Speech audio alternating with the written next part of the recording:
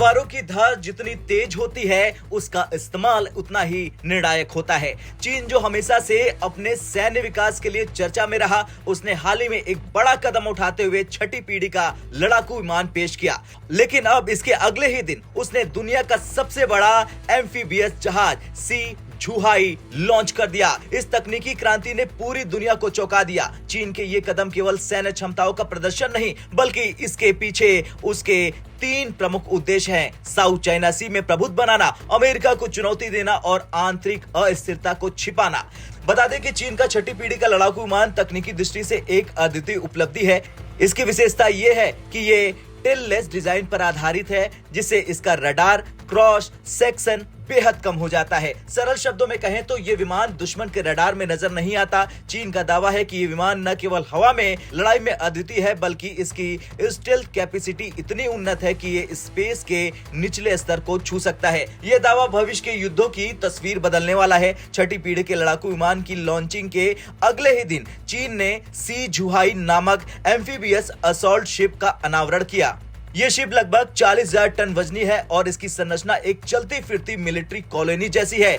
इसके माध्यम से सैनिकों को समुद्र और हवाई मार्ग से किसी भी क्षेत्र में आसानी से तैनात किया जा सकता है। और इसीलिए चलिए अब ये समझते हैं कि सी झुहाई की क्या विशेषताएं हैं। दरअसल ये एक बार में हजारों सैनिक ले जाने में सक्षम है। इस पर से लड़ाकू विमान और हेलीकॉप्टर लॉन्च किए जा सकते हैं। ताइवान जैसे क्षेत्र पर हमला करने के लिए ये एक परफेक्ट हथियार है। बता दें कि चीन लगातार साउथ चाइना सी पर अपने दावे को मजबूत कर रहा। इस क्षेत्र में वियतनाम, फिलीपींस और मलेशिया जैसे देशों के साथ चीन का विवाद बढ़ता जा रहा। भारत के लिए यह चिंता का विषय इसलिए है क्योंकि वियतनाम भारत से ब्रह्मोस खरीद रहा है। अगर साउथ चाइना सी में तनाव बढ़ता है तो भारत को अप्रत्यक्ष रूप से इसमें शामिल होना पड़ सकता है। लेकिन चीन का टारगेट अमेरिका को उसकी नौसेना के मामले में चुनौती देना है। हालांकि चीन ने अपनी वॉरशिप की संख्या के मामले में अमेरिका को पीछे छोड़ दिया, लेकिन अमेरिका के पास गुणवत्ता के मामले में अभी भी बढ़त है। चीन और भारत के बीच पहले ही सीमा विवाद चल रहा है। ऐसे में चीन का यह विस्तार भारत के लिए खतरे की घंटी है। अगर चीन अपनी ताकत ताइवान के बजाय भारत के खिलाफ प्रयोग करता है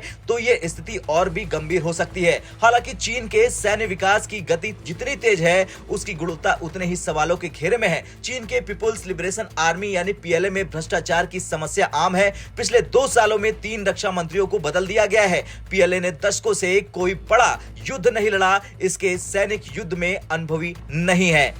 चीन की अर्थव्यवस्था कमजोर हो रही, इसके बावजूद ये अपनी सैन्य ताकत दिखाकर दुनिया को भ्रमित करने की कोशिश कर रहा। चीन के हथियारों की गुणवत्ता पर हमेशा से सवाल उठते रहे। उदाहरण के लिए अमेरिका के पास 11 न्यूक्लियर पावर्ड एयरक्राफ्ट कैरियर है, जबकि चीन के पास एक भी नहीं। चीन की तकनीक और अमेरिका की तकनीक के बीच जमीन आसमान का अंतर है। अगर भविष्य में युद्ध होता है तो ये देखना दिलचस्प होगा कि चीन के ये हथियार कितने प्रभावी होते हैं। खैर कुछ भी हो, चीन का छठी पीढ़ी का लड़ाकू विमान और एम्फीबियस शिप उसकी सैन्य शक्ति का प्रदर्शन है, लेकिन इसके पीछे उसके कई राजनीतिक और रणनीतिक उद्देश्य भी छिपे हुए हैं। भारत को इन घटनाओं से सतर्क रहकर अपनी तैयारी करनी होगी। और ये कहना अब गलत नहीं होगा कि चीन के इन कदमों को नजरअंदाज करना भारत और विश्व के लिए बड़ी गलती साबित हो सकती है। अब आपका क्या कुछ कहना है चीन के इस कदम को लेकर कमेंट कर जरूर बताएं। ब्यूरो रिपोर्ट, भारत तक।